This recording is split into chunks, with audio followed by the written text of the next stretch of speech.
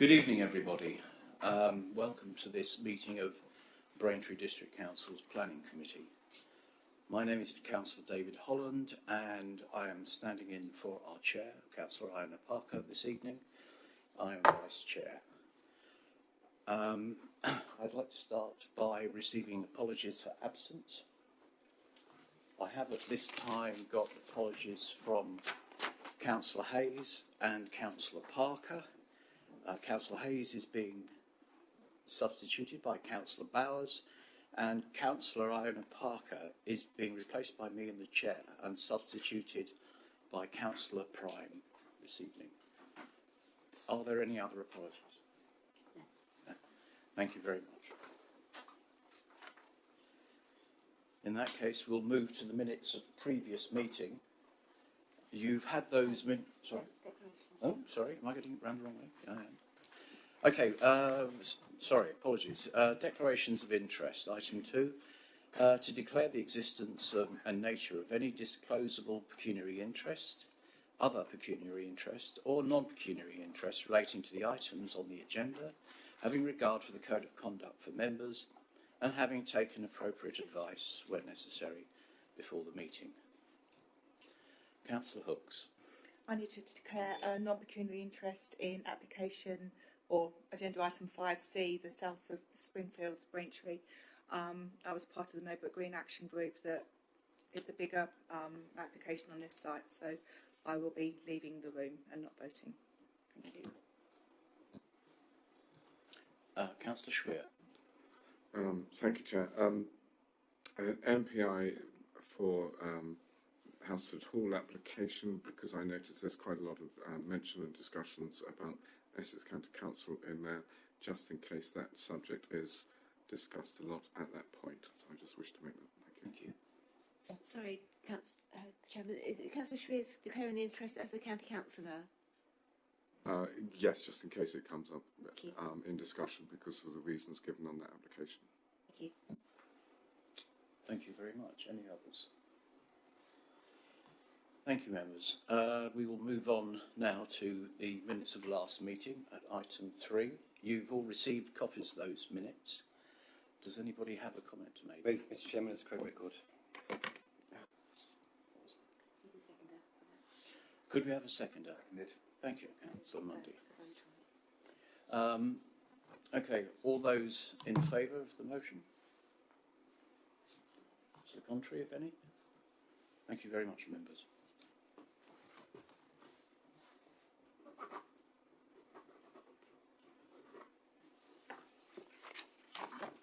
Some scroll. Okay, item 4 is public question time. I'd like to welcome those members of the public that are with us this evening. The statements from members of the public will be taken at the time each planning application is raised. There is nobody who wishes to speak on any other matter this evening. And so we move to item 5, planning applications, to consider 3 items this evening, itemised as 5A, B and C. We have 1 speaker for the first application, which is referenced 22-02211, full, Halstead Hall, Braintree Road, Greenstreet Green. And I would like to invite Mr. Melvin Dunbar to speak to us. Mr. Dunbar, you have 3 minutes, and my colleague will time that. Thank you. Thank you, Chairman. Thank you, members of the Planning Committee, the opportunity to make this statement on behalf of myself, the applicant Roger Catchpole of Stowe Healthcare.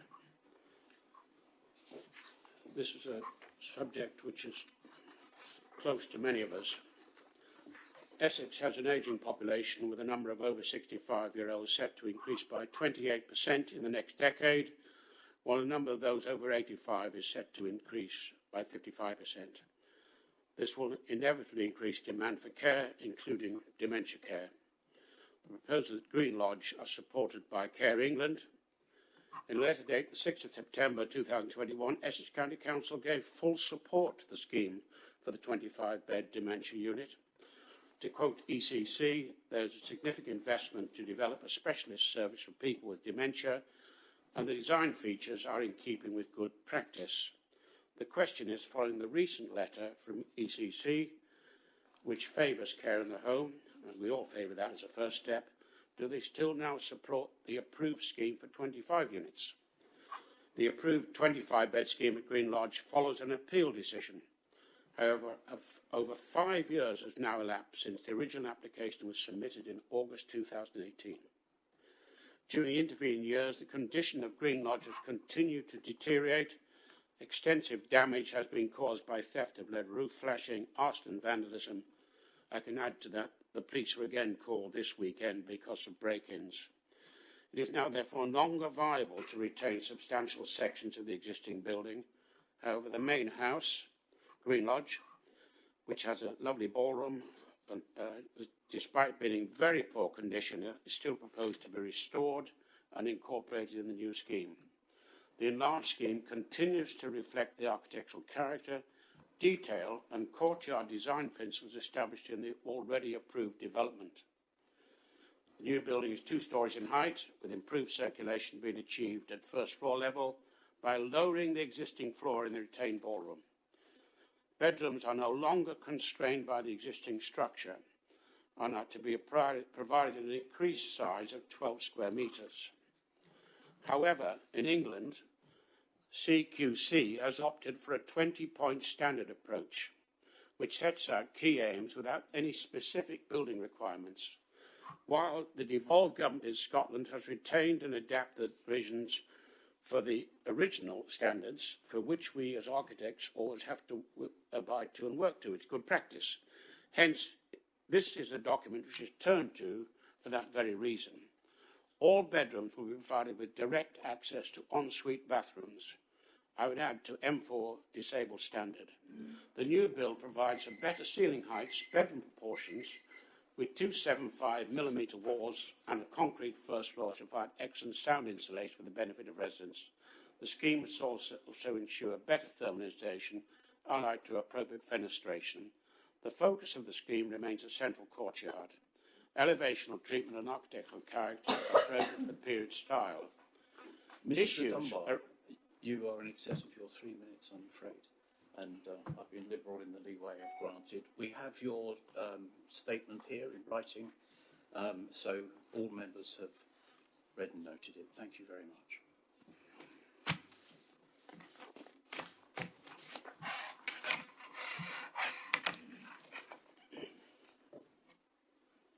Can I therefore ask our officer presenting tonight, Melanie Corbishley, to make her presentation?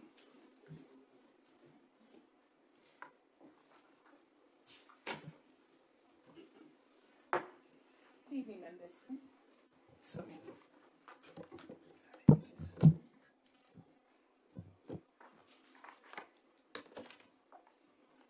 Good evening, members. The application before you this evening is for the extension and refurbishment of the existing redundant building known as Green Lodge to form a 37-bed dementia care unit with associated car parking and landscaping, and this is at land at Housestead Hall, Braintree Road, Greenstead Green. This first slide shows you the application site. To put some reference points for you, the existing care home known as Housestead Hall is this building here. So you may, if people are aware and have travelled along Braintree Road, you can see that building through the substantial tree cover at the frontage.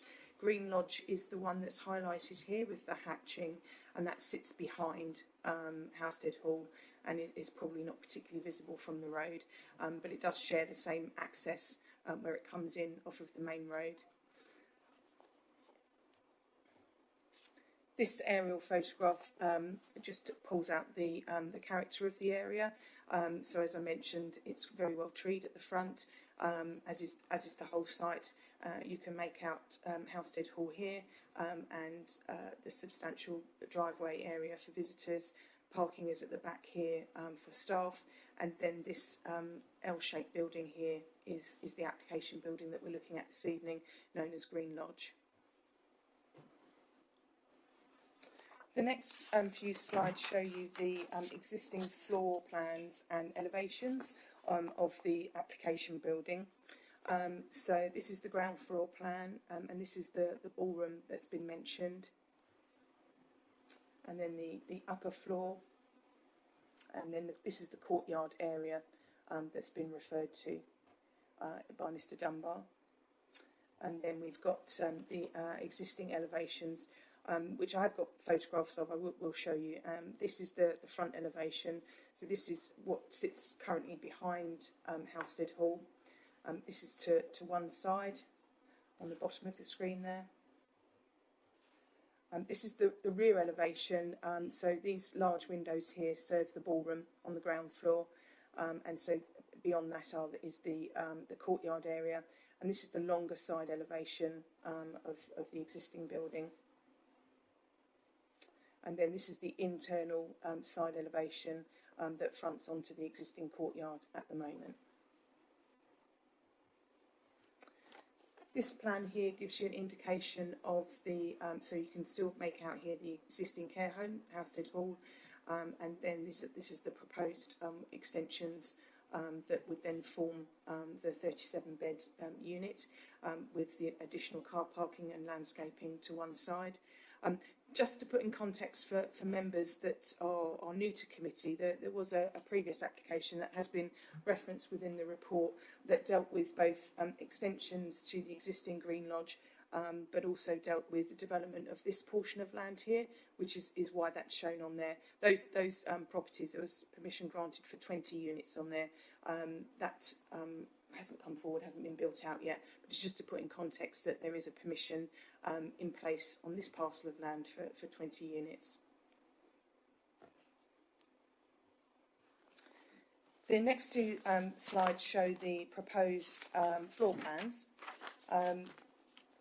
The applicant has helpfully coloured these up. So this is the ground floor. Excuse me. The blue area is the existing ballroom, which is to be retained, and the red markings on here represent the brand new extensions that would create the substantial part of the building in terms of the bedrooms, television room, other accommodation for residents. This slide here shows you the element of the retained building at first floor that would create a lounge for residents. And then the red marked section of building is all extension, would be new build. This tree protection plan has quite a lot of information on here. I've tried to zoom in just so that you can see, because there are references to the loss of trees within the officer report and within the reasons for refusal. And I just wanted to pick out that particular trees that our officers are concerned about is the one here marked T229, and where the RPA, the root protection area of that tree, does cross over into where the foundations would go for the extension, and then the same for this one at the back of the site here, T217. I have got photographs of particularly the tree at the front here, which I'll show you later in the presentation, but I just wanted to make members aware that how close those trees are to the existing building, and more so with the extensions and the foundations for those extensions. The next two slides show the proposed elevations. So these are the two side elevations, so to the northeast and the southwest. And then we've got the front and rear elevations. So this is the part of the building that would be retained, and then you've got the new wings on either side, and then this is the rear of the building, which is the part that formally closes up and creates the courtyard inside for residents. The next slides are photographs of the existing building. So these are photographs at the front of the building. So this is the portion that would be retained, and this is the part of the building that sits directly behind Housestead Hall. So I'll run through these. Again, this is of the front, just either side. This is the side elevation, so the side that faces onto the remainder of Housestead. And just turning, and this is the tree that I made reference to. So this is a wider shot showing the tree in situ and how close it is to the existing building. This one's a much closer view of the existing tree. These photographs are taken from the rear of the building. So at the moment, this is an open courtyard. So this is the back of the ballroom and the part of the building that's going to be retained. Again, a similar shot there. You can see how overgrown the site is. This is one of the wings that would be removed and replaced by extensions. Again, this is the back of the site, and you can just make out the ballroom in the background there. This is the reverse of that long side elevation. So this then would front on to where the 20 dwellings were approved a few years ago. And same elevation. And this photograph here is taken in the foreground here. The cream building is Housestead Hall. Where I'm standing is on the grass area to the rear of the visitor car parking area. And then you can make out Green Lodge in the background there. So by way of a summary, this application is seeking full planning permission for extensions and refurbishment of the existing redundant building to form a 37-bed dementia care unit.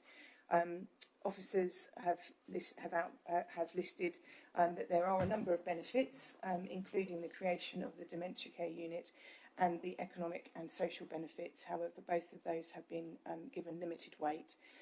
The adverse impacts are conflict with policy LPP 33 as set out within the officer report. Significant weight is attached to that. Heritage harm, the loss of the non-designated heritage asset, significant weight is attracted to that. Harm to the existing trees and insufficient information with regards to ecological features, and significant weight are given to those two harms. Therefore, the recommendation this evening is to refuse planning permission as set out in the reasons in Appendix 1 in your agenda. Happy to answer any questions. Okay, thank you, Melanie. Before we go any further this evening, I'd like to invite our Head of Planning, Chris Paggy, who's sitting beside me, to explain to us the position we are now in with respect to 5-year land supply. Chris.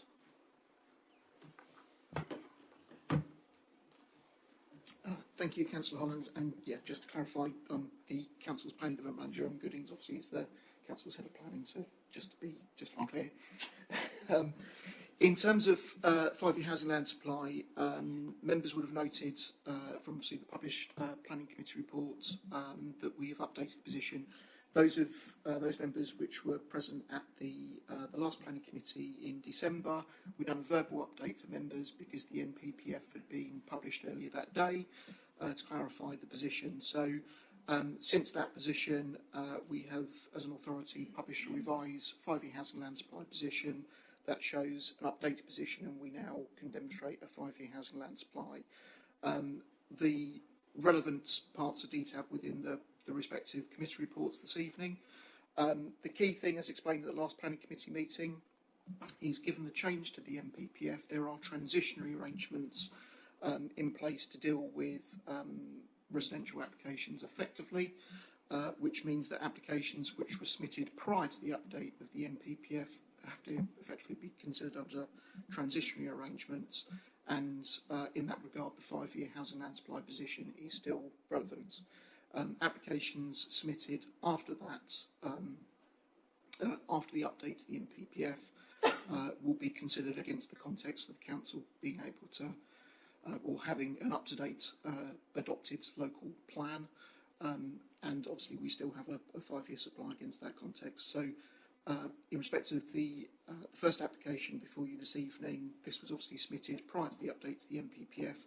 We've set out the housing land supply position within the published report, which is obviously material in terms of the application. I'm happy to answer any questions, Chairman. Thank you very much.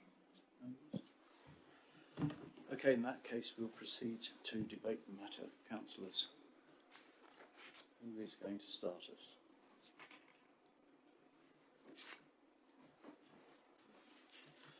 us? Councillor Sprague. Thank you, Chairman. This site has got quite an extensive planning history, and those of us who've been on the planning committee for a while will be aware of the number of applications that have come in. Some, I mean, going back some time over the years have been quite minor, but there have also been some quite large applications, sort of similar to this one this evening, although the numbers of units have varied. I think, in a way, it's a pity. I mean, we did give planning permission last year on this site. I think it was July of last year, after quite a few revised applications coming in, and I do remember at the time there was a long discussion about it. So I think it's a pity, really, that permission has not been implemented. And we find ourselves back here this evening with an application which is recommended by officers for refusal, and I think for good reasons. Having read the report, looked at the comments, and knowing the background to it quite well, it increases the size, the footprint on the site hugely. And there are a number of quite key pieces of information which, as Mel said during her presentation, are not satisfactory from a planning point of view. So, yeah, I was just actually quite surprised to see it coming forward, because I was hopeful that, having given it permission last year, that might happen, because I think there's no doubt something needs to happen on the site, and the buildings that are there are, in a state of disrepair, which is a shame because they're quite significant. So I think it's disappointing that hasn't gone ahead, and we are back in this position this evening. There are, I think, quite firm and quite good reasons why the officer has recommended refusal.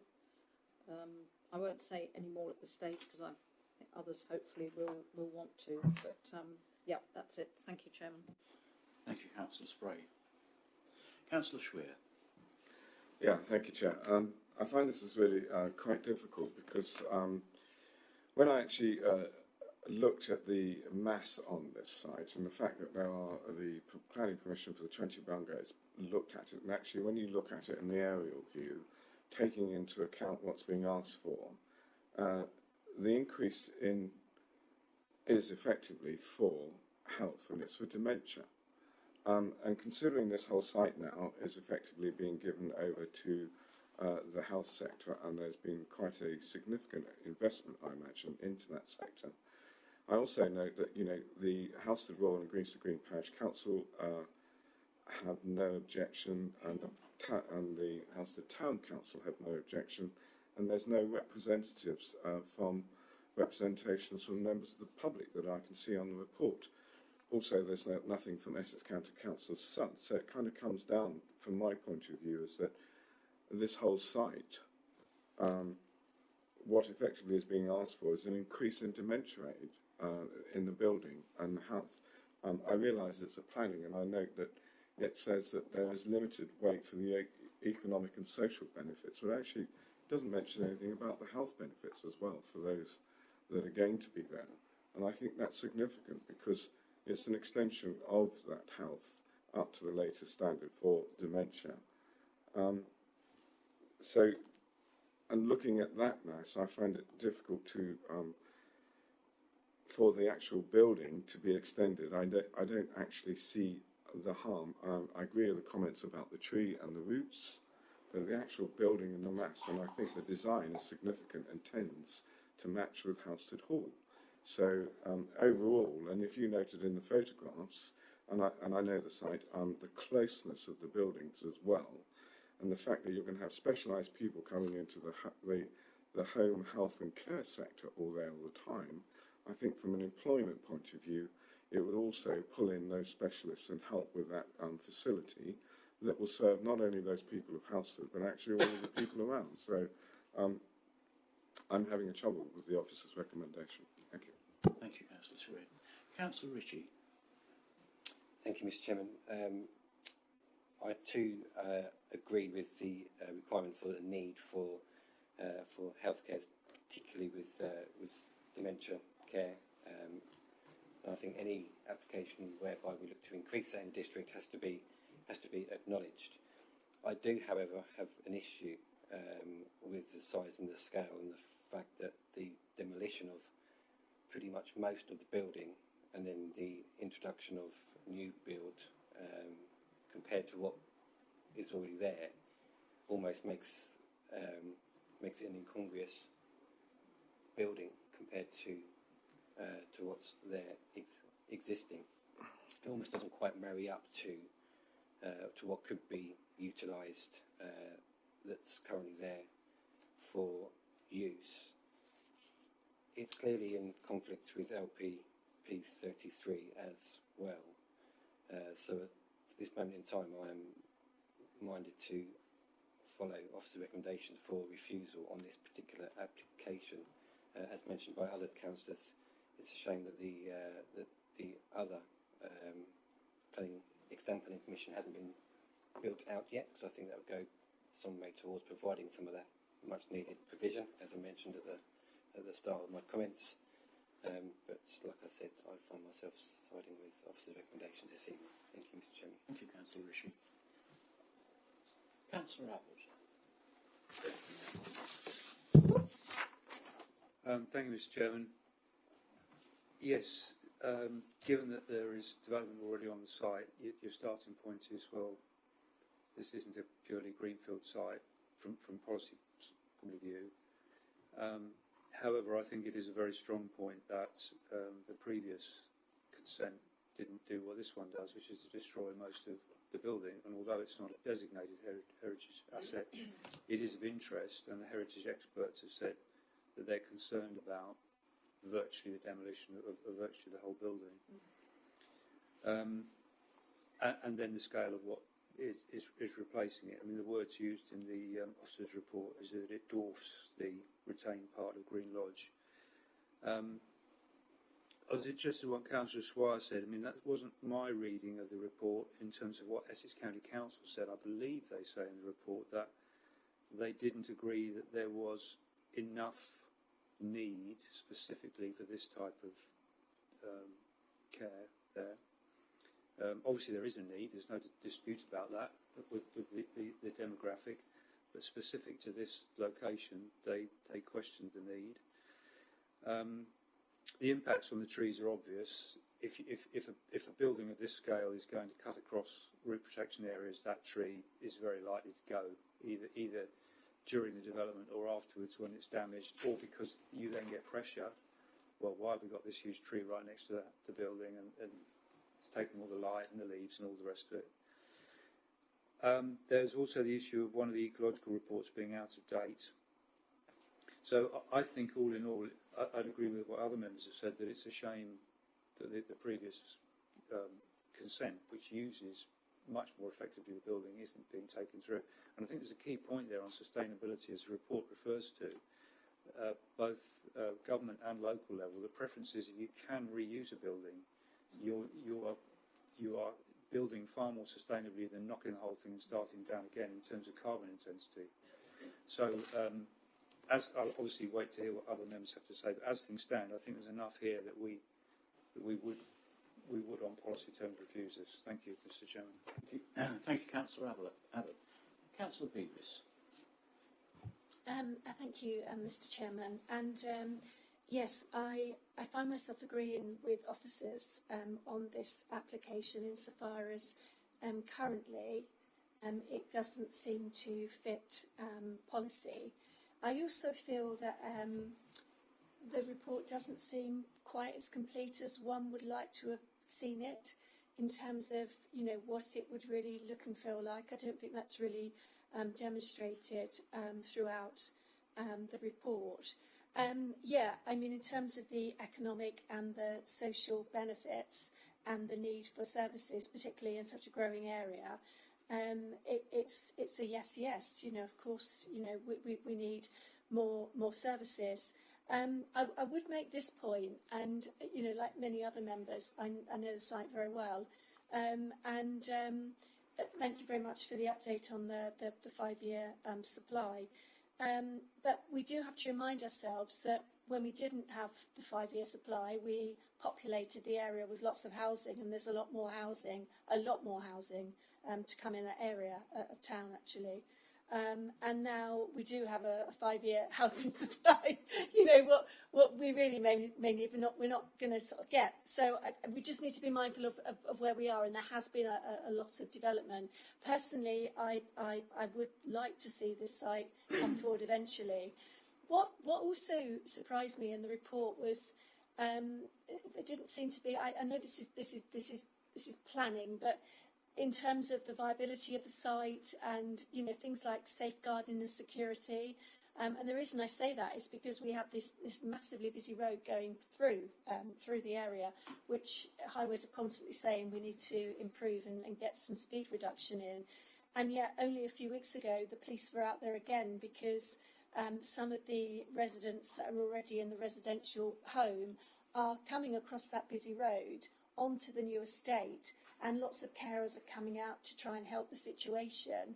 And it seems to me that before we've even resolved that, we're sort of trying to add to this evening. So I just feel, for me as a local resident, understanding the area a bit better, that there's not enough in the report. I do think it's important that we mention about Halstead Town Council being in favour, and also Grinstead Green and Halstead Rural, both very experienced town and parish councils that are seeking no objection, but also mention about a travel plan. And I think for me, I just feel tonight that it's, you know, that there's not enough there to make this report conclusive for me to go with it. So I would agree with officers' recommendations. Thank you, Chairman. Councillor Finken. Thank you, Chair. Site on the edge of Halstead. It's really part of Halstead. It just happens to be just over the border into Grinstead Green. And I don't think it's really going to affect the residents of Grinstead Green all that much, really. So I think their views are a little bit to be put to one side. Halstead Town Council has discussed this again since they made the original submission, and most of the town councillors now oppose the application. So that sort of corrects what Councillor Schwier was saying earlier. I think, you know, the proposed dementia unit can't be opposed. I think it's, you know, it would be a good addition to Halstead. But I think the heritage harm, I think, is the deciding factor. You know, it's an important collection of buildings on the entry into Halstead. And it's important that the architectural cohesion of those buildings is retained in any plan. And I think I agree with other people who have said there are really several areas in which there is not enough detail about exactly what is being planned, and insufficient attention to the possibility of refurbishing the existing buildings. As Councillor Abbott says, it would be far more environmentally sustainable to refurbish the buildings. I think the application is misleading in saying that it's the extension and refurbishment of the building. It's the destruction of that building and replacing it with something else, apart from a tiny proportion which is going to be retained. So I think the applicants need to come back with a more honest and a better thought out plan, which we might consider in the future. Thank you, Chair. Thank you, Councillor Finken. Anybody else? In which case would somebody, Councillor Sprague. Thank you, Chairman. On the basis, having listened to colleagues' comments and my own views on this, on the basis that I think the size and scale of this is inappropriate and the heritage harm, and there is a certain lack of information on the ecology aspects of this. I will move officer's recommendation for refusal. Thank you, Councillor Spray. Councillor Ritchie. I'll second that proposal. Thank you, Councillor Ritchie. The motion to move officer recommendation has been proposed and seconded. Can I ask all those in favour to indicate, please? That is unanimous. Thank you, councillors. Oh, sorry? Sorry? Did I miss a hand? Councillor Shree didn't vote. Sorry. Those against. All right. Those against? Abstentions. Abstentions? We have one. So the motion is carried. The motion is carried and that is refused. Thank you, councillors. Okey-dokey.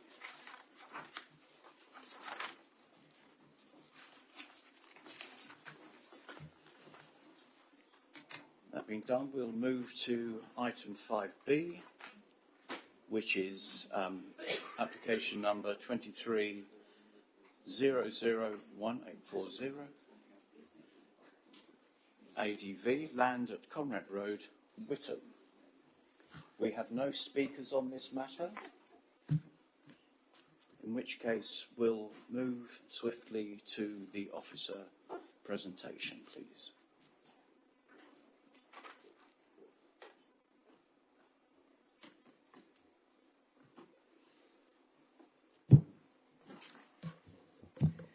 So this is an advert application, application number 23011840 ADV, and is for the retention of 18 flags on 6-metre flagpoles, 2 stack signs and 1 leaderboard sign.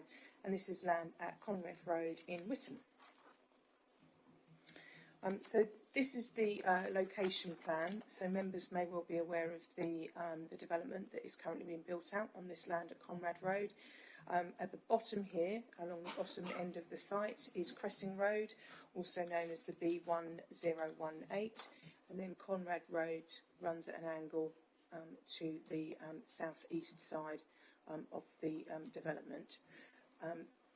The next slide shows you in more detail where the actual adverts are. So along the south-eastern edge of the site, we've got 4 flags along the top section here, another another 6 flags along this southern end, and then where the site fronts onto Cressing Road, there are 8 flags. Also along this bottom edge there are 2 stack signs, and then the directional leaderboard sign is halfway along this first section here. The next few slides show you the details of the flags, the stack signs, which are located in either corner, and then the directional sign to the marketing suite. The next few slides show you photographs of the adverts in situ. So this is along Cressing Road, so we can make out the flags along here, and you can just make out the development being built out in the back here. Again, these are the one of the stack signs viewable from Cressing Road. These are some of the flags on Conrad Road. Again, at the top end of the site, viewable from Conrad Road. And then this is the directional sign, again placed on Conrad Road, directing people to the marketing suite. So by way of summary and recommendation, officers conclude there's no visual harm and that the signage is an appropriate size, scale, design and sighting, and would be sympathetic to the character of the locality and wouldn't result in advert clutter. It's concluded there's no highway safety issues. They would not be illuminated and would not be unduly prominent or distracting to highway users. Officers recommend that advertisement consent is granted, but for a temporary time period as set out within the officer report until... I had it written down. the 31st of December 2026. If they're not required before, if they're not required before that, then they will be removed. Happy to answer any questions. Councillor Abbott. Thank you, Mr. Chairman. I suspect that this may come, well, I know it's come to committee because BDC, I believe, are part owner of some of the land. I suspect it originally may have come to an application because, being curious, I counted the number of flags and I told planning enforcement, so my apologies if it's my fault, but when I counted them, they had more than they're supposed to under advertising regulations, and being an anorak on these things, I raised it with planning enforcement. But actually, I wasn't there for that reason. I was there because residents had asked me to look at other issues, such as unauthorised accesses and parking, but at the time I saw that. So, in effect, this is regularising what's there now, and that's fine, and as officers have said, there's now a date on when they have to be removed. And I'm happy to support that. My only question are the conditions worded correctly? Because normally you would have the first condition would say in accordance with the above plans, which are listed, and that's not in there. So all there is a date. So it doesn't actually define what the consent applies to. So I know it's anarchy again, but just wondering. Thank you, Councillor Abbott. Yeah. Thank you for the question, Councillor Abbott. So I think we're okay on the basis that the approved plans and documents are highlighted above. So obviously this is a retrospective application to regularise. So it is essentially the consent would be in relation to those matters. If there were then subsequent advertisements that were displayed on the site, they'd be displayed without consent, and that would be a separate issue.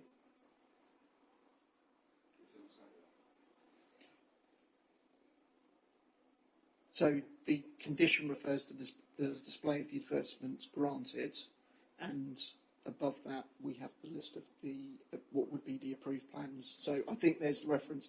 I mean, for the absolute avoidance of doubt, we can tweak the wording of condition 1 to make it absolutely clear. But so we're in your hands on that basis. But well, I'd like to request that just belt and braces to make sure that that's linked. But other than that, I'm happy with it. Thank you, Councillor Abbott. Councillor Finken. Are the applicants likely to make another application before the closing date of the consent? Yeah, Chris. Thank you, Councillor Finkin, for the question. So obviously the application before you this evening has to be considered on its own merits. Obviously the developer could come back at a future date and ask and apply again for either a variation to the consent or additional consent or so forth. But that's within their right as anyone to submit a new application, which would have to then be duly considered. Thank you.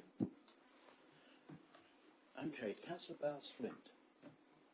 Thank you, Chairman. I don't own an anorak, but I'm quite happy to join the anorak club for this application because 2026 seems quite a long way away to have those flags all up there. However, if the properties were sold before 2026, can we not ask for them to be removed as a part of the condition, rather than have them stand up there for another 2 years if not necessary?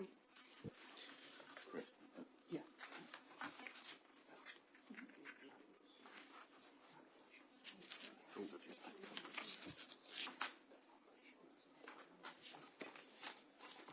Thank you for the question, Councillor Bowles-Flint. Can we just quickly check the application form? I just want to check the date, just to double check myself.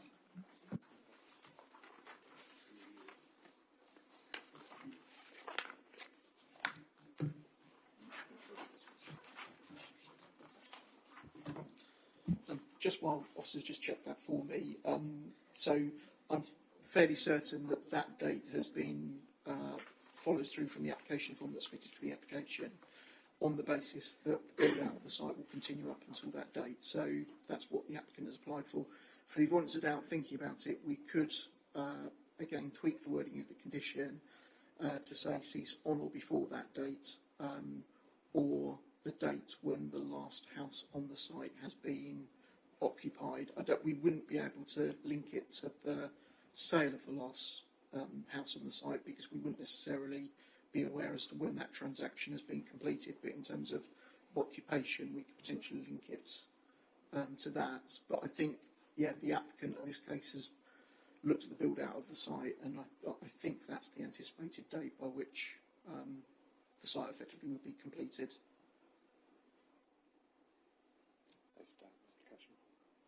Is it the date?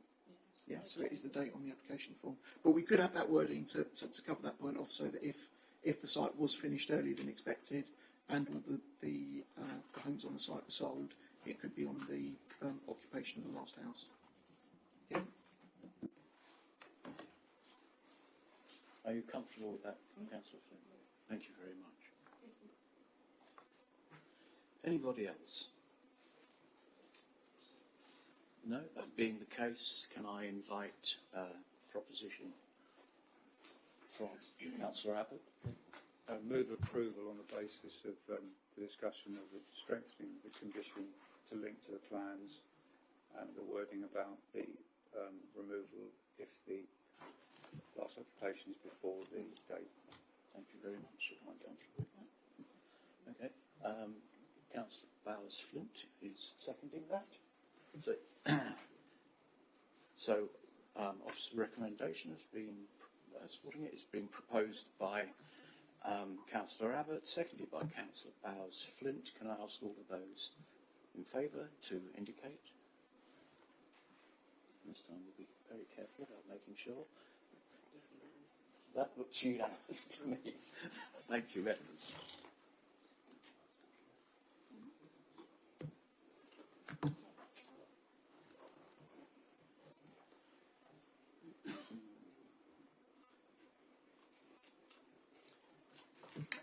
Okay, that being dealt with, we will now move to item 5C, application number 23-02722, out, land south of Springfields in Braintree.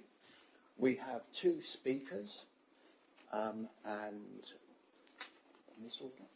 Yes, Councillor Hooks is just there. Okay.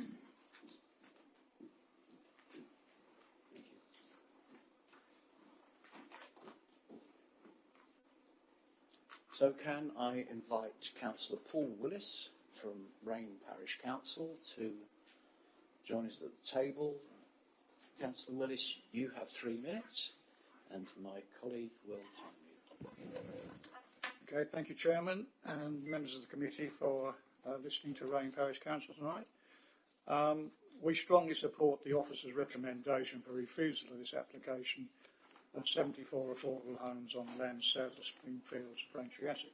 Whilst it's admirable to see an application for affordable housing, this second application does not diminish or address the previous objections and planning decision. This land has had many applications refused over the years. The largest one, Brook Green, was refused on appeal by the Secretary of State on many of the grounds on which we object now, but particularly the protection of the Flitchway environment and coalescence between the town of Braintree and the village of Rain.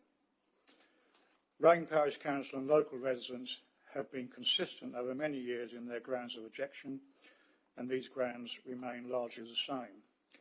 The application will create a change of landscape detrimental to the Flitchway, a much-loved amenity for residents of Braintree, Rain, and many visitors it attracts from surrounding towns and villages.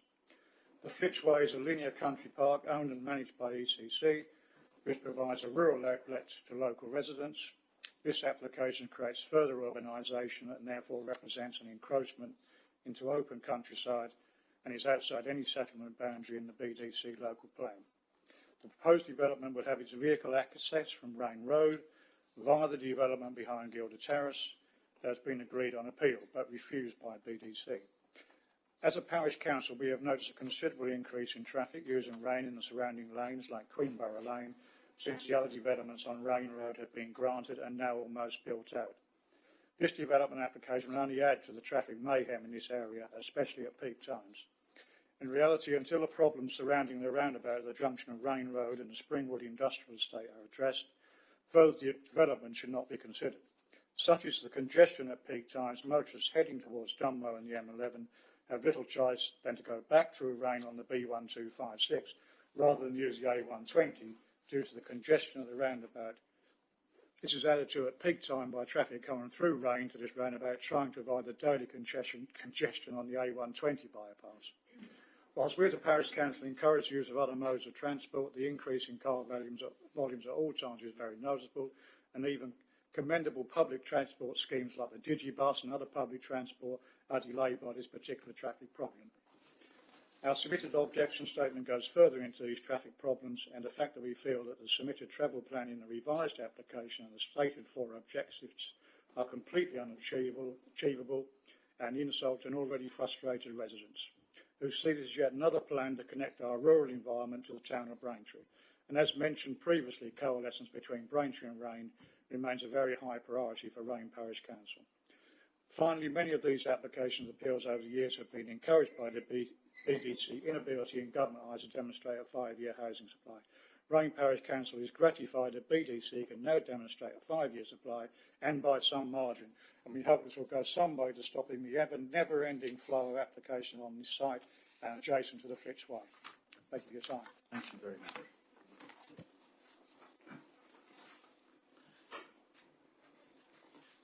Our next speaker this evening is Mr. Rob Lee for the applicant. Mr. Lee, could I invite you?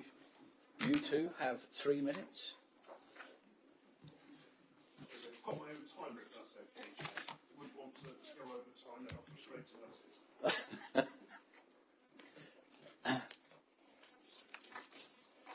that. Good evening, Planning Committee. It's a pleasure to be here. My name's Rob Lee, and I used to be a borough councillor in Hastings. I sat on the Planning Committee. So I understand exactly the role that you do, the pressures that you have, the responsibilities that you take very seriously, the training you go through, and the lobbying you get from local residents and others. So I have been there. I totally understand and appreciate what you did. I must say, it took every ounce of energy I had not to put my hand up when the minutes were being proposed earlier of the last meeting, out of some sort of muscle memory. But there we are. The first thing I'd like to say about this application is that it's a scheme for 74 dwellings that are 100% affordable. 100% affordable. And 100% of your standard consultees did not object. So, in reference to Councillor Willis that came before me, I always have no objection to this scheme. I think that's key.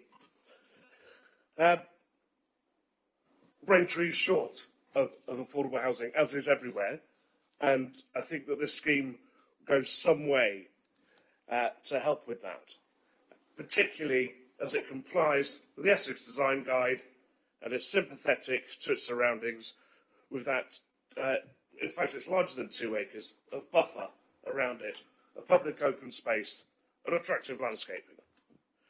And we know the planning system and how it works and doesn't always work as it should. It's frustrating to us all, has been for many years. And so Braintree is not alone in that, and I think that's something that everyone has to deal with. But, as stated, the scheme in front of you is 74 100% affordable homes. That is secured by Section 106, which has been agreed by the BDC solicitors, right? So that's in there. And so that part is very important. There's been 15 local objections, and the work that we've done has found, as of this morning, 207 local people have contacted us saying that they are interested in the scheme, whether it's for them to get themselves on the housing ladder and be able to achieve their dream of home ownership, or for relatives of theirs that perhaps they won't be able to get into the housing ladder or won't be able to find good, quality, affordable rented housing. I could spend another 20 minutes talking about the cost of rented accommodation, as I'm sure we all could. It's a big problem for towns such as this. If you approve the scheme, you're approving a scheme that's 100% paid for by the private sector. If you approve it, you're listening to these of young working families that will occupy the houses and represent the future of Braintree. Getting cut off by my own timer. If you approve the scheme, you'll be making true the dream of home ownership, which is elusive to so many people in your community. Thank you very much. Thank you very much. And so, Neil, I can invite you to make your presentation. Thank you, Chair. So this is an application, it's an outline application with all matters reserved except for access for the erection of 74 affordable residential dwellings, land south of Springfields in Braintree. So this is the application of site. So the access will be off Rain Road here, through Gilder Terrace, so these are existing houses that front onto Rain Road here. It will be through a road here, which would form potentially part of the Gilder Terrace development, which members will be aware of. And then the bulk of the application site is this triangle of land here. So moving on in terms of context, just to try and refresh anybody's memory who needs it, this is the existing sort of GIS layer that we have. So the orange routes show public rights of way, so you can see rights of way running to the south and east of the site. The application site just being this area in here. So this public right of way runs just along the eastern boundary of the site. We've got the Flitchway, which is a local wildlife site running across the bottom, and just also to note the contour lines denoting the fact that we've not got a level site here, and we'll look at that in a little bit more detail as we go through the presentation. There's no listed buildings on the site or within the vicinity of the site. There are 3 TPOs, tree preservation orders, just on the northern boundary of the site, or just beyond the northern boundary of the site. So just in terms of site context, these are some photos of the site as it is at the moment. So this is looking across from where the vehicular access would come into the site, so that's looking across. Then this is within the site looking back, so this is where the field boundary has been cleared sort of fairly recently to form where the access potentially would go, so this is the Gilder Terrace site beyond. This is just a small part of the northern boundary, but you can see some quite significant trees, including one of the TPO trees within that boundary. And then that's the existing properties of Springfields or their rear gardens just beyond that boundary. And this is another view looking across the site.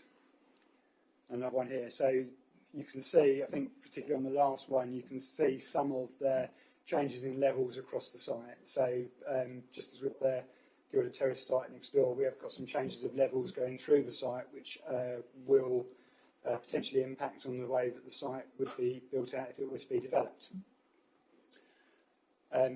You heard at question time, and you would have read in the representations about concerns about the relationship to the Flitchway. So these are just a few images taken from the Flitchway. So these are ones where there are views particularly prominent. So I wouldn't wish to give the impression that this is equally open all the way along, but you can see there are certainly gaps in the vegetation or areas where the Flitchway is elevated to the site, where you would have quite clear views of the site as it is at the moment. And then this is the public right-of-way which runs along that eastern boundary. So this runs through open space which is owned by the District Council. So you can see the footpath running through a wooded area. And then the photograph in the middle here is again where there seems to have been some recent clearance. And this aligns with where one of the potential pedestrian connections would run through the woodland to connect up to the public right-of-way as it runs through. So in terms of the plans, although it's an outline application with all matters reserved, bar access is sought approval for. So you can see these are the details of the access coming into the site. So as I explained, coming off Rain Road, coming through an opening which will be widened within Gilder Terrace. So it will utilise an existing driveway to the parking at the rear of those properties, but it will be widened following the demolition of a property, and then the road would come down through. So you can see with the spurs coming off, the plan here is assuming that the Gilder Terrace site is built out, so that has outline permission at the moment, reserved matters applications in but not yet approved, and then as it comes into the site it would continue, and a sort of indicative alignment here is given of the principal street.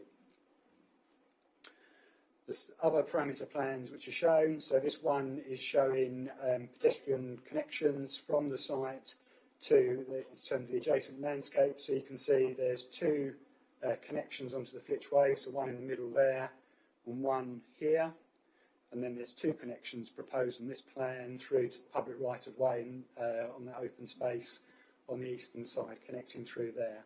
So you can see those connections would go beyond the red line of the site, so that would need to be covered through the 106 if application was to be approved.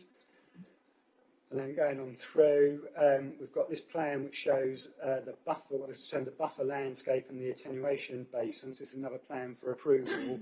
So this is establishing the depth of the landscape buffer, which would be between the Flitchway and built development. Now that would, as the title suggests, include attenuation for the site. So the surface water drainage scheme would drain down, this being a lower part of the site. So that open space would include basins, the drawings, the illustrative drawings of landscaping, give some indication of what those would look like, although we don't have a detailed scheme for approval yet, so we can't be sure quite what those are like. But this, importantly, establishes the distance between built development and the Flitchway.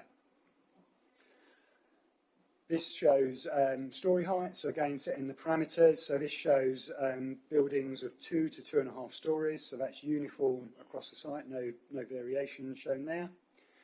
And then this is what's called an edge condition plan, so it's just trying to show how the development, or trying to specify, I should say, how the development would address the key site boundaries. So the blue hatching denotes where there'll be private gardens or private amenity spaces at the backs of properties backing onto the site boundary. And then the yellow hatch, or the orangey hatch at the bottom, facing the Flitchway, would be where properties would face onto the Flitchway. So you can see that bottom hatch line sort of aligns with where the previous parameter plan showed the landscape and the attenuation buffer.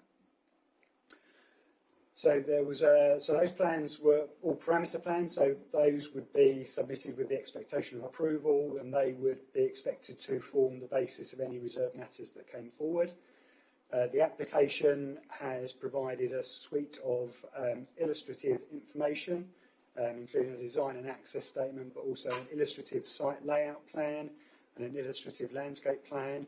These aren't for approval, but the idea here is that the applicant is trying to demonstrate to us as the planning authority that the site has the capacity to accommodate the number of dwellings that's been applied for, which is 74, so not up to 74, but 74 dwellings, and trying to show that those can be accommodated within the site.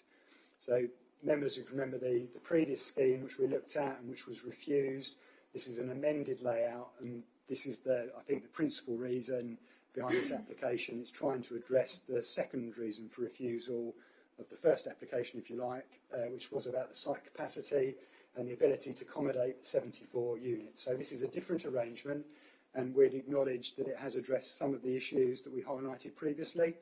And so one of the differences, one of the important differences, certainly for Springfields residents, would be that the properties have been pulled down away from the boundary along the north here.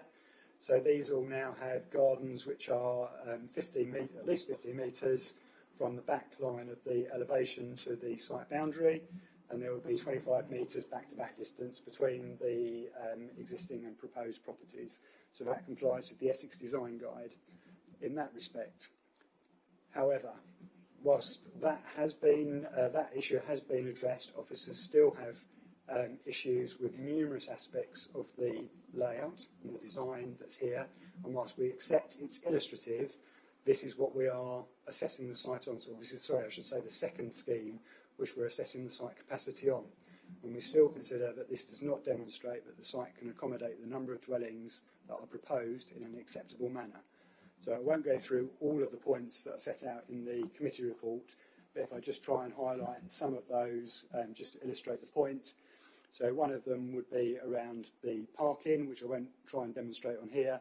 There's an issue around the arrangement of the parking in terms of how prominent some of the parking arrangements are within the street widths behind them, which are supposed to be sufficient to allow cars to manoeuvre in and out of those spaces comfortably, and the parking bay sizes and the adopted parking standards. So those are issues with the parking.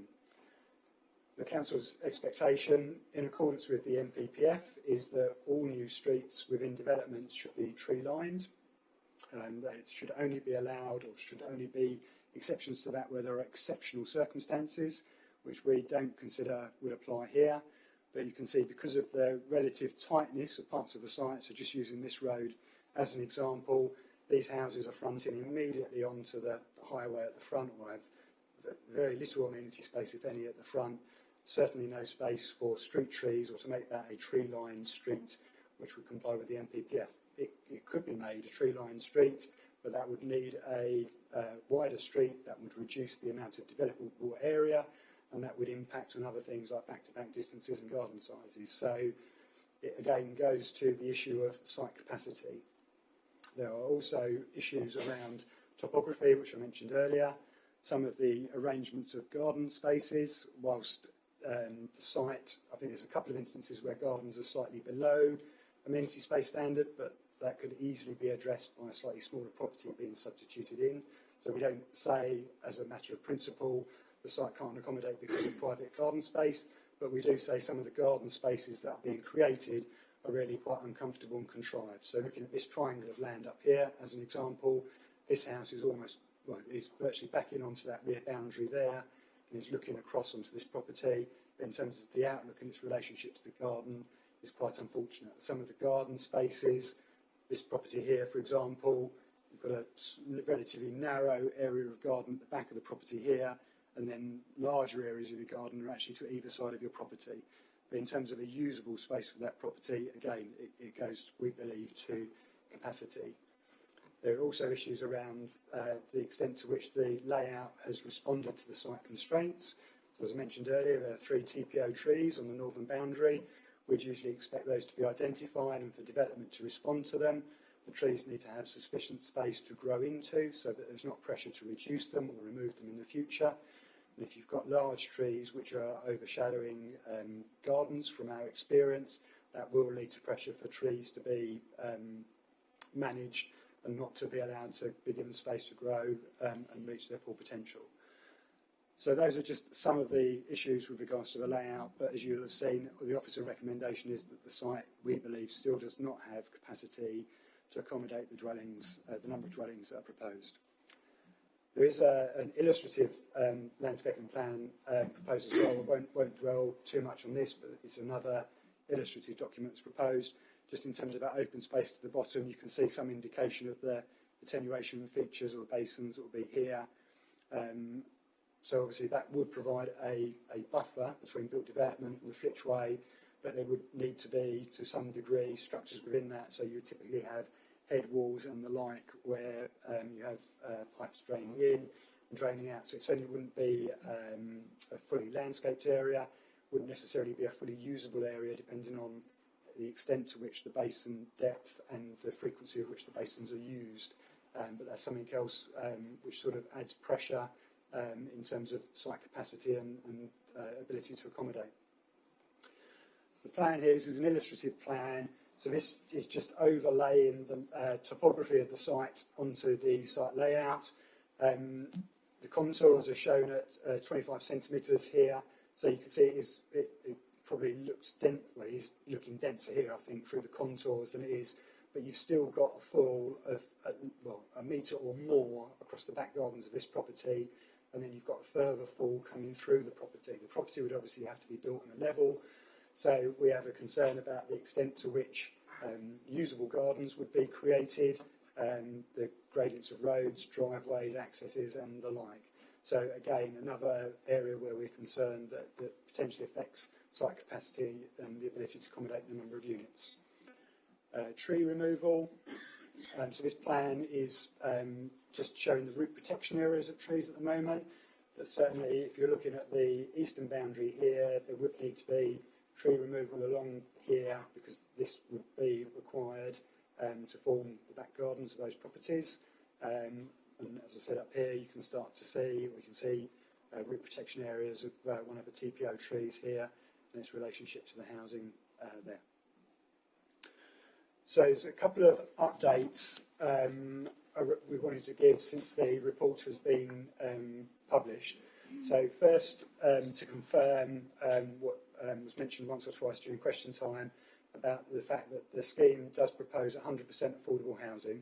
So 100% in terms of all of the units would be affordable, not that they would be 100% affordable, because that is more a subjective judgment. But it certainly has been included within a Section 106 agreement, but the dwellings would be 100%. I'd have to say it's been a bit of a journey with the 106, quite unlike anything I've known in the agreements I've dealt with before. I will just spend a couple of minutes talking about that just to explain. So when the scheme was originally submitted, we were advised that it would be 100% affordable. Following on from the first application, it was agreed that the agreement would cover 100% affordable housing within the agreement. The council solicitor drafted and it was issued. A week later, the applicant solicitor asked for that to be reduced to 30% affordable housing, which will be a policy compliant level, on the basis that the Homes England grant funding, which you would have heard mentioned mentioned in the application and was referred to at the previous planning committee, that was dependent on the Section 106 agreement not securing all of the units as affordable housing. So we amended the draft, published the report on the 12th of January, and then was contacted by the applicant to ask to change again. So the agreement was changed again by the council solicitor to include 100% affordable. So for clarity, that's 15 units which will be provided as affordable rent. So that's a policy compliant level of affordable rent provision that we would expect on a development of this size. But then all of the other houses, so rather than having 7 additional shared ownership houses, which would be a policy compliant level of affordable housing overall, all 52 other units would be provided as shared ownership. So all 100 would be on some form of affordable housing. So the draft was amended again and was issued, and we were moving towards agreement. We then were presented with an ultimatum on last Thursday with regards to the agreement having to be agreed that day, and the third reason for refusal being removed, or the officers saying that would happen by 4 o'clock on that day, which we responded to say we felt that was quite unnecessary in terms of how we reported the matter to committee. The reason for refusal is what officers would regard as a placeholder reason for refusal. So it's not uncommon where we're refusing an application for there not to be a signed 106 in place. The reason for that reason for refusal is that the appellant will have to deal with that as part of any appeal in the future, and it means the council has made clear its case that a 106 would be required. So we went back. I can confirm that the council, as far as the council is concerned, in Essex County Council, there is an agreed form of a Section 106. The appellant solicitor has also agreed that last week. So we have that. However, the agreement hasn't been signed, so it's not in place, so it's not legally binding. So we still have that reason for refusal. However, in absolute fairness to the appellant, we have worked on an agreement, quite a lot of work as it turns out. We have got 100% affordable housing secured. And just to finish off that explanation, we have also sought explanation or clarification around the grant funding, and we have had it confirmed that the scheme isn't dependent on Homes England grant funding. And I think, as the gentleman speaking at question time referred, this will be a scheme which is intended to be delivered by the private sector alone, so no grant funding from any source. So hopefully that clarifies the position with regards to 100% affordable housing and the Section 106 agreement. The heads of terms for the agreement are set out within the 106, but we can confirm as officers, and Essex officers as well, have agreed the details of that, and there is an agreement which could be signed if members were to pass a resolution to approve.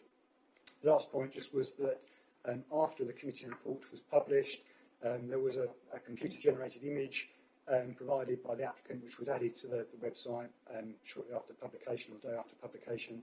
So that was there for members to see. But that just came in, so that's just a graphical representation of how the applicant thinks that the southern boundary could be developed. So you can see the relationship of 2.5-storey housing facing onto a road with a landscape buffer, and then the Flitch Way sort of just to the right of the picture. So just to bring that all together, summary and recommendation. So as I said, it's an outline application, all matters reserved except access, for which approval is sought, as I've shown in that first drawing. There is planning history which we have considered, obviously as part of the report and referred to. So it was part of the much larger Brook Green development, which was dismissed, and the Gilder Terrace development was one on appeal next to it, so that was not directly affecting the site, but was immediately adjacent. And indeed, that is referenced in the application, and several references are made to that and the relevance of it. The description of development, as well as what is secured in the Section 106 agreement, is that this is for 74 affordable homes. So, as we've said, we wouldn't shy away from the fact, we're trying to argue against the fact that the delivery of 74 affordable homes would be a significant benefit. 15% affordable rent is policy compliant, 59% shared ownership is something which is unusual, and if that were to happen with no grant funding from Homes England, so far as I'm aware, that would be a first for the district. I think we've never had a private landowner, private developer come forward to us on that basis. So, I would have to acknowledge that is a very unusual aspect of the application. Shared ownership, as members will be aware, is where people are able, it's designed to be an intermediate form of housing. It's designed to give a more affordable means of people to enter the housing market. So you would purchase a percentage of the property. The remainder of the property would be owned by a registered provider, and then you would pay rent on the share that you don't own, and you would have a mortgage usually on the share that you do own. And then the idea is that you have the ability, or you do have the ability, to purchase additional shares of the property as you are able to in the future. So actually, potentially you can staircase out, so you can buy out the registered provider and you can become a property owner in its own right, ultimately, if you are able to, or you can simply continue to own part and rent part. So that's what this is, or that's what this is proposing. That's 59 shared ownership units. So that's a more affordable route to home ownership. So as we said, certainly a benefit of the scheme without any question.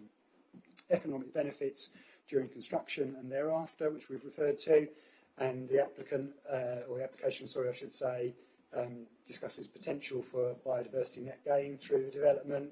So that certainly we don't dispute that could be secured, excuse me, through condition and through detailed design. However, the flip to that would be the disadvantages or the issues that we've listed here. So it is outside the settlement boundary, and it is therefore contrary to LPP1, which is our settlement boundary policy, and we would say it is contrary to the development plan as a whole. We think the proposals represent an encroachment on the countryside and a form of an unacceptable form of urbanisation. As we've set out, we think there are adverse landscape and visual effects arising from the development. The applicant submitted a landscape and visual impact appraisal, which made their assessment of the application, and they've made their judgment.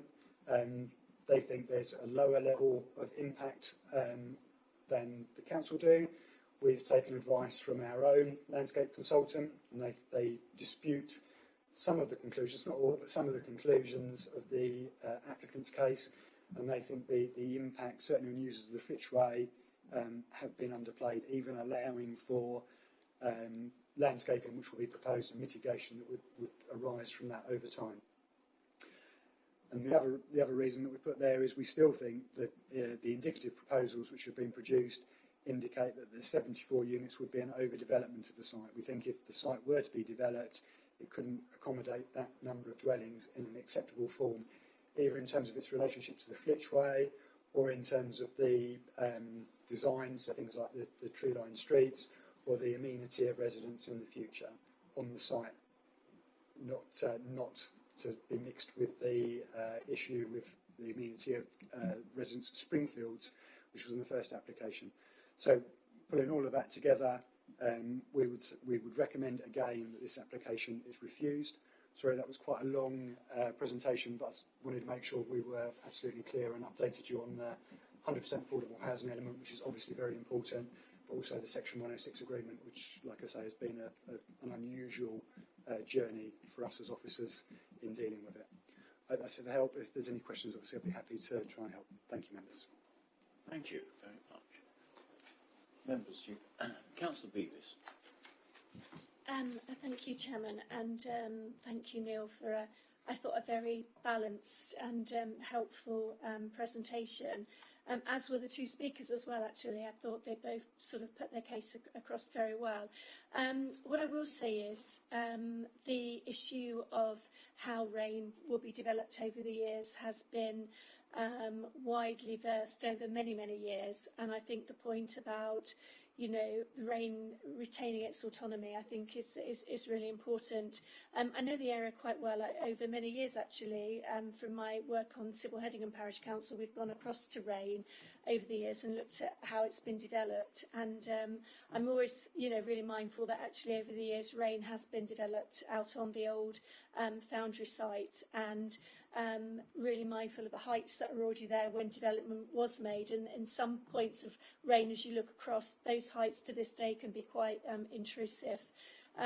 But just, you know, going back to the summary point that Neil made for us this evening, you know, at the end of the day, this is about policy LPP1 of the adopted local plan, and that this development is not appropriate, and it's not required. And clearly now we have our 5.8 of a housing supply. That really does sort of firm that point up as well.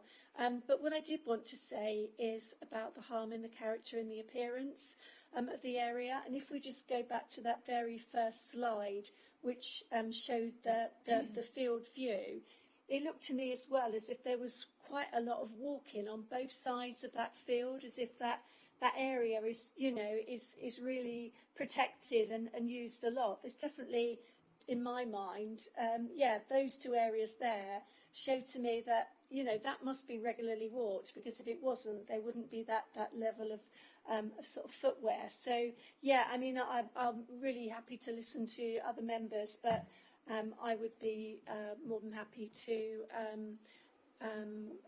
put forward the officer's recommendations on this application, but happy to hear from others. Thank you, Chairman. Thank you, Councillor Beavis.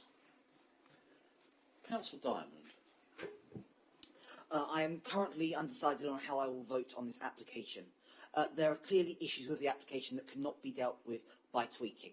Those who have spoken tonight have been very persuasive on this. I also understand the applicant hasn't been consistent the entire time.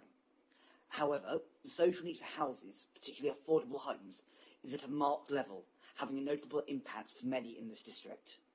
There are a few places to build a good number of houses that would not have a notable impact. I'm certainly not suggesting that this will solve our housing crisis on its own, and I understand and sympathise with local residents to this. But I am hesitant to vote against a proposal which would help many working families who are just looking for a place to call their own. Thank you. Thank you very much, Councillor Diamond. Councillor Ritchie. Sorry? Are you all right? Councillor Ritchie. Thank you, Chairman. And thank you for the detailed presentation. Thank you. And for both the speakers, likewise, they did themselves good justice. Just in response to Mr. Lee's comments about social housing, also affordable housing in the Braintree district, of course, we have our own stipulation on affordable housing within the district, 30% on urban developments and 40% on rural developments. That goes some way towards helping out our residents, for those that are looking for affordable or shared accommodation.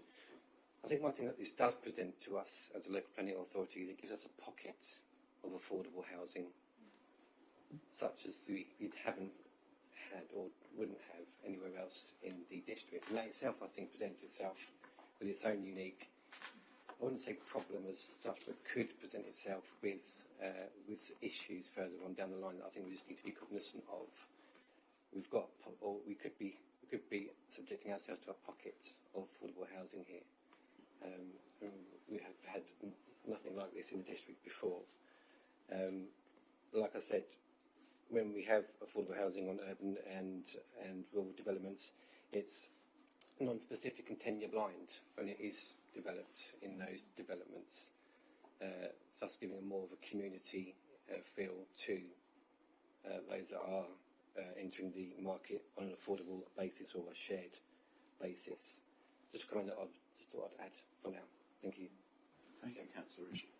Councillor Apples. Thank you, Mr. Chairman. Yes, I agree with Councillor Beavis that the two speakers put their case extremely well. I won't go over the history of the coalescence issue with rain. We all know about that, and I'm tempted to refer to another coalescence issue, but I won't because I've already done it in the past, but we still feel aggrieved. I thought, though, that what the representative of the developers was saying was very specific to this site, and of course we have multiple roles in the planning committee. We have a key role at looking at the strategic planning situation. The strategic planning situation has now changed. We've got an adopted local plan. We've got a robust 5-year housing supply position. And in that case, we now have a position where we don't have to keep granting all these sites on the edges of towns and villages, greenfield sites, because we're under pressure to do so. And it's not as though we haven't got huge amounts of other land allocated, which either haven't been started developed yet or are already underway. And in my own ward, which I co-represent with Councillor Bob Wright, we could be looking at nearly 2,000 houses in a rural ward being built over the space of a decade, of which there is policy compliant affordable housing proportions on every single one of those sites. So I think that's the big picture. If we granted this, it's another greenfield site on the edge of Braintree. It extends the town further out into the countryside, and there are plenty of other sites like this where developers would love to move on to. So on a policy basis, I'm very clear that this is refusable. I'm not going to suggest we put highways in there as well, because I know we can't. We haven't got an objection from highways, but I thought the point made by the representative from Rain Parish Council was very well made. And we all see this, and really this is the fault of the planning system in itself, that highways won't object unless there's a critical change to the local highway position. So what we're getting is this cumulative growth of traffic, and Braintree and Whittam now, parts of it, are almost to a standstill at peak times, virtually every day of the working week. We all see it. So the more and more sites we have on the edge of towns being built like this, I know this isn't, I'm not advocating this as a reason for refusal, I'm just making the observation that problem will grow, and all of the pinch points where we have junctions which are already under huge stress will just get worse. It's a matter of numbers. So for me, it's those strategic issues here. Yes, I agree with previous speakers that this site is interesting in terms of what's being offered. But for me, the strategic issue is the local plan, the housing land supply. We don't need to develop this, and there are plenty of other sites we are developing. Yeah. Thank you, Mr. Chairman. Thank you, Councillor Atwood. Is there anybody else who wishes to contribute to this debate? Yeah, of course. Neil, please. Good. I'll just come back on one point, just for members' clarity.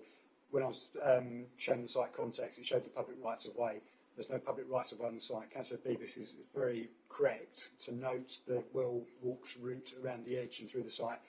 What I would say, just so members are absolutely clear, that is going on without the landowner's consent. And I think there's certainly signs along the Flitchway of fences and barriers, and I think from previous dealings with the site, I'm aware there's been a constant tension. So just when members are making a decision, you shouldn't be assuming this is a publicly accessible space which has been lost or whatever. It is to some extent used as that by residents, but that's without the landowner's consent. I just wanted to clarify that point, if that's okay. Thank you, Chair. Thank you very much. Councillor Bowes-Flint. Chairman, on the affordable side of this, which is what's been discussed in numbers, this authority has the best record in Essex of deliverable affordable housing. And whilst we were sitting here discussing this, I actually looked at Hastings' record of delivering affordable housing, and their target for 5 years was delivered by this authority in 2 years, in fact more. So I think I don't want people to go away thinking that we don't deliver any affordable housing, because we certainly do, and at the moment we are the best in Essex. Whilst we always will look for ways and means to assist those that Councillor Diamond referred to, people will always need help with housing, and people will not always be able to afford housing. But it's not at the cost of this kind of development and what it goes against. Thank you, Chairman. Thank you, Councillor Bowes-Flint. Are we satisfied we've fully debated this? Thank you very much. Does anybody have anything to propose by way of recommendation? Councillor Beavis. Thank you, Chairman. As previously stated, I'm happy to move officers' recommendations. Thank you. Excellent. Thank you, Councillor Beavis. Can I have a seconder? Councillor Rishi. Happy to second, Mr. Chairman. Thank you, Councillor Rishi. The that motion has been proposed and approved. All those in favour, please signify. Thank you very much. Those to the contrary? Any abstentions? Thank you very much, Councillor Dartmouth. Thank you. Thank you, members. That application is refused. And as there is no urgent business to be conducted, I close this meeting. I would like to thank all of the members for the quality of debate this evening. Thank you very much. I'd also very much like to thank our officers this evening for their exemplary reports. Thank you. And with that, good night.